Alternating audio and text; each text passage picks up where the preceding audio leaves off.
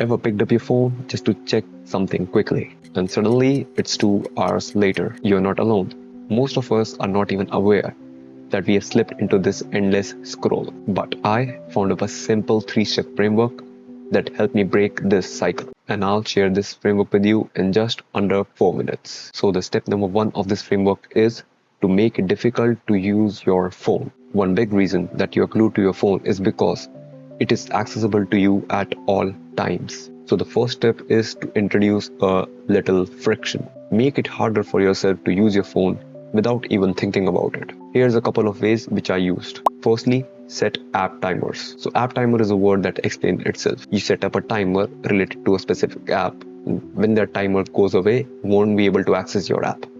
Most of the phones offer this functionality. So I started with 90-minute daily limit for apps like Instagram and YouTube. These were the apps which I used the most. Then I gradually brought it down to just 60 minutes. So this helped me become much more conscious with the amount of time I spend on the apps. Every time when I used to open up the app, the timer starts ticking. Secondly, physically separate yourself from your phone. It's widely said, the environment around you builds you. So whenever I had to study or work, I simply keep up my phone in a separate room. This sounds simple, but it worked. Because once the phone was not within my reach, it took me a real effort to get up from my seat, pull out the phone from a drawer, and then use it. This simple little barrier made a huge difference. Step 2 of the framework is replace the habit and schedule something better. Now that your phone is less accessible, your brain is gonna crave something to do. So here's the trick. Fill that space with something that you enjoy or you find meaningful. You could try hitting the gym, or maybe playing a sport with your friends, reading a book that piques your curiosity, starting a small creative side project, or my personal favorite, you could go on long walks without your phone, just you and your thoughts. When you actively choose a new input, your mind shifts from passively consuming to actively doing. The third step of the framework is schedule the screen time as a reward. So this is the part where we bring back the balance. We are not trying to ban the phones completely.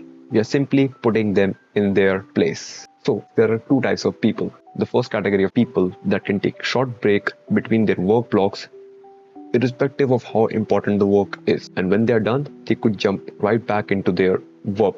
And then there is the second category of people. So the people in this category finish their major task first and then allow themselves the screen time as a reward. This way, the phone becomes a treat and not a trap. What I would personally recommend is find out which style works for you the best and stick with it. Breaking free from phone addiction won't happen overnight, but even the small changes like moving your phone away or setting app timers can start up a powerful chain reaction. Remember, it's not about cutting out your phones forever.